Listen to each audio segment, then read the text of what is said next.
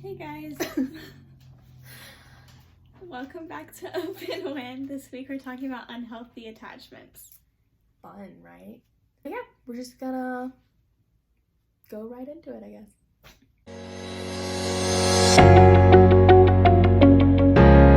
So, when we were trying to find a definition for it, it didn't really fit with what we wanted to talk about. So basically, the kind of unhealthy attachments we're talking about. So last week we talked about emotional abuse, and I feel like we talked about mine with my parent, and then we talked about our romantic ones, but what we had in mind for this week is more friendships, which I feel like kind of get glossed over. Like, no one really ever thinks about having unhealthy friendships. For me, I only ever have a couple friends. If I look through my little timeline of my life, I have a couple friends here and there, and they always interchange. Some of that was just because we moved, and then some of that's just we grew apart, because you're 8, of course you're gonna grow up and have different friends. But this past year, me and my best friend have been friends for going on 9 years. So next year will be our 10th, and we're totally doing a best friends photo shoot. Gonna have the sparkling wine, champagne, whatever brand we're calling it. Don't know, don't care. And I'm spraying her with it. She doesn't know this yet, but she knows now. Yeah, maybe. Who knows? She'll just not know when I'm gonna do it. So this past year, we had a huge fight. It's the second one we've ever had. The first one, we both talked about it. We don't really remember why it even started. I just remember certain things that were said. Somehow she got called a Nazi. And that's not to make light of Nazis, but we were in high school. I don't know, okay? And then she told me the dog eat dog world was gonna eat me alive. So, again, we were in high school, our insults were terrible, but that was the last fight we had, and part of it, part of why that was the last fight was because of having an unhealthy attachment. Neither one of us spoke up, and we were talking beforehand about the whole Grey's Anatomy, you're my person, everyone wants to be Christina and, Meredith. I couldn't even remember her name for a second, and I watched the show now. But that whole need to have a person, you're just not cool if you don't. That definitely played a part. Because I felt she was my person, but I wasn't hers. And some of it went back from because we didn't ever really talk about the fight that happened in high school. So there was so many issues happening all at the same time, and it got to a point where I didn't think I was important to her, but she didn't think that she was important to me. And it's funny because, it's not funny, but it's funny. We're both thinking the same thing, and if we had just spoke up, maybe things could have turned out differently. But instead, I did not go to my best friend's wedding. And we didn't talk for 8 months. If you had told me we would have been friends again, I probably would have laughed at you. I was dead set on we were not becoming friends again. I was done.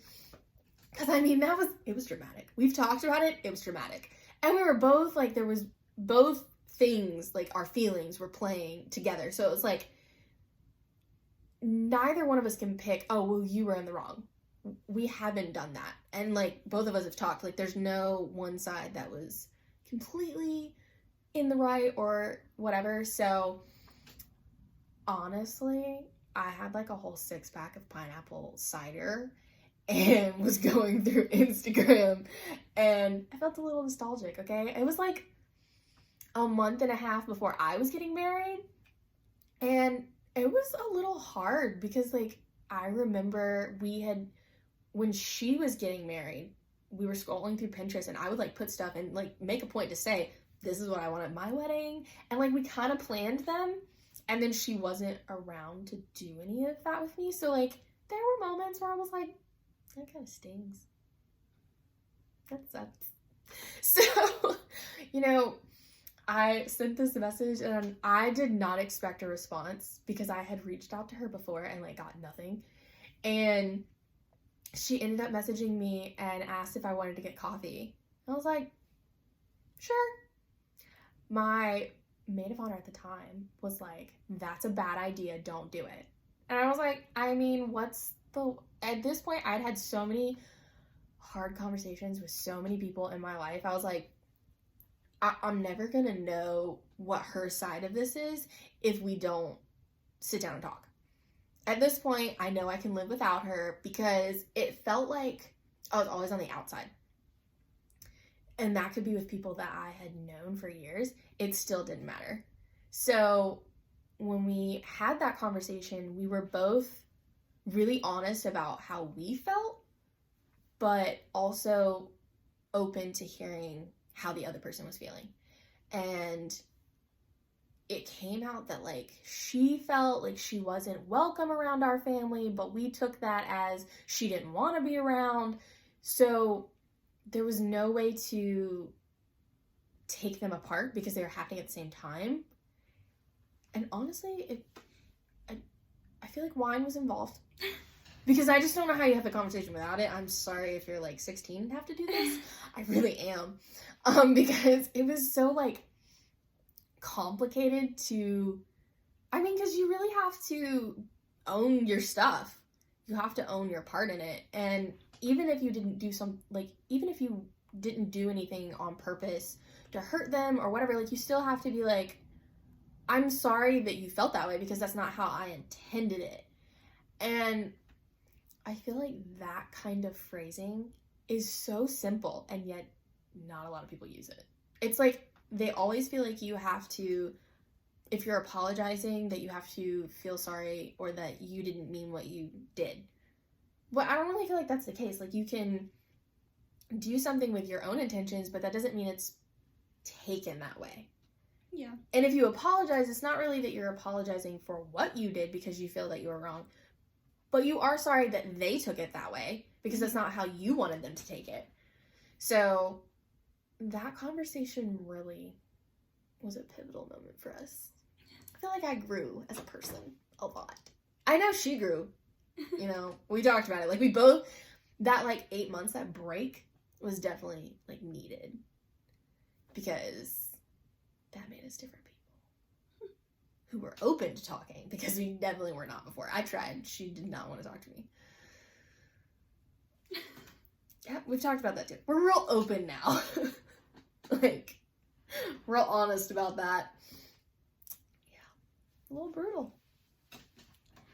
For me, I don't really have too much to talk on this, like too much to relate on this. Yeah, it's mostly a me video.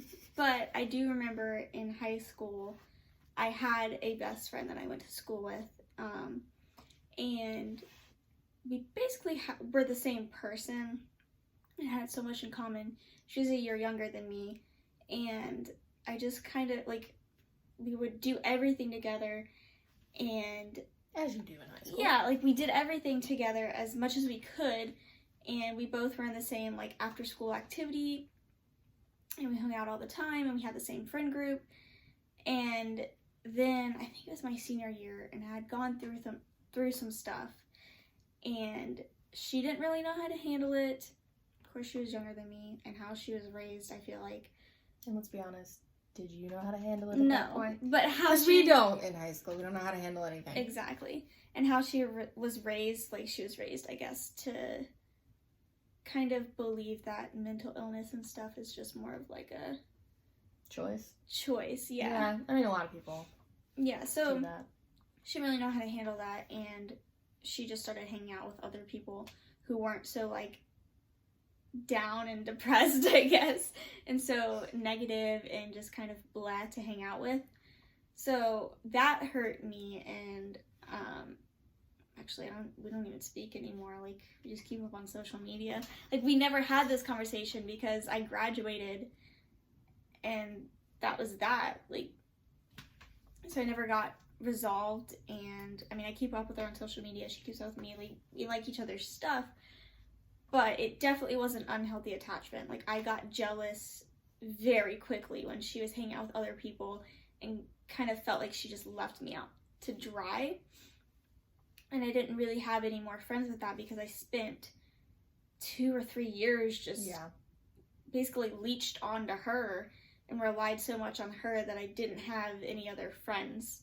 I didn't want to make any other friends because I didn't feel like you need to. I didn't need to. Yeah. That's how I felt. I had other friends, but one of them went to another school. We never really saw each other. We just had different interests. And then the other ones are just more of acquaintances that I had classes with. But as far as like hanging out outside of school and... Yeah, there's friends and then there's like best friends. Yeah, so she... They put so much weight on that best part. Mm-hmm. Especially in high school. Yeah. So I felt like, you know, I couldn't be friends with anybody and she couldn't be friends with anybody else. It was just me and her. And then we had like the 2 guys in our friend group that were our best friends. But as far as like the girls, we were the girls that were best friends. We hung out all the time. We had sleepovers. We would like have these like little matching twin days and like, you know, all that high school stuff that seems so important to do with your best friend.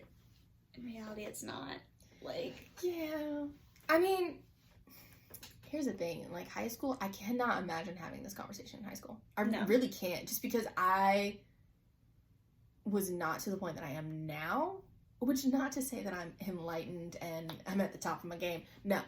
I still have moments where I'm like, this doesn't feel good, but I do know that it's, like, old. Like, whatever it is, and it's just me having a trigger moment of, like, feeling that old part of being left out or not important, even though I know that's not the truth. Yeah. But I do feel like obviously having the conversation is important. Mm-hmm. But you do have to own your part. And for me, I also had that issue of like being jealous of the other friends. Yeah. But it didn't help that I didn't have any other friends. Exactly. So I would say definitely putting in an effort to make new friends. It's not replacing. No, it's totally fine to have a best friend, but don't let that be your only friend. Yeah, because otherwise we would never be doing these videos. Exactly, yeah. Because the best friend I'm talking about, not in this video. No. However, I do really enjoy hanging out. Mm-hmm. It's just so crazy at how, like, fast this friendship has, like, flourished. Yeah. I feel like we had coffee, like, only a couple months ago. Yeah, like 3 or 4 months ago. If that. Yeah. We've been married 6 months, so somewhere it's between that. I don't know. This is how I gauge my life. I've been this for this long. But yeah, it's just insane. Like, when you open yourself up to the idea of having other friendships, you'll find so many other places that you never would have looked or people you never would have paid attention to. Because you were so focused on that one person and making them your person that you missed out on all these other things. Yep. And I love my best friend to death. And while she does plan to make a guest appearance on these videos, I cannot see us doing a whole series. Like, I just can't. So there, like, even outside of that, you're missing out on other opportunities, not even just friendships and connections. It's experiences like this. So yeah, my nailed home like moral of this: have the hard conversations. I realize they suck, okay? But they're worth it. So, because the thing is like, even if you lose the friendship, if you have to have a hard conversation, that means that there's an issue. And it means that your friendship's not to the full potential that it could be. So are you losing anything really? Because if you are feeling like I did, like I felt like I wasn't important, it was honestly sometimes more depressing to hang out than it, like, we've talked about it, and I said, like, I would not have enjoyed your wedding. And she was like, I wouldn't have either. Like, I would have been worried about you. And I never even thought she was paying attention. But now I know that she was. And so it just would have been a drag for both of us for me to have been there, which is kind of crazy to think about because as best friends, you're supposed to want to be there. Mm-hmm. But when you have such an unhealthy dynamic, it doesn't function the way it should to add to your life. It's just dragging and like draining and all these things. And so I just feel like the hard conversation is worth it because you never know what it's going to turn into if you take that risk. And besides, you know, working on the friendship, also work on yourself and work on finding those other connections and other interests that you have and just go explore them outside of your friendship with this one person. Yeah, and it's totally okay to grow apart too. Like, you don't, just because they're your person or you feel like they're your person, you feel like their best friend, you have to be their best friend, doesn't necessarily mean that that friendship is good for your future. Well, and plus, you might just need a break. I mean, I did not think me and my best friend were gonna make that heal in any way. So I was fully prepared to go through life without her. But it turned out we just needed to work on ourselves separately. And then eventually we came back and had that conversation, and it could have turned out differently. It could have. And I was prepared for that. But it didn't. We both were really open to that conversation, and because we did, we were able to come back and be friends in a different but better way. So I don't like to say that if you have this conversation and you end up not being friends anymore, that's permanent. Because you never know what's going to happen in your life or even their life. I mean, like I said, I reached out to her at one point and she had a lot going on, and that's why I reached out to begin with. And that wasn't the time for us to have a conversation, so we didn't.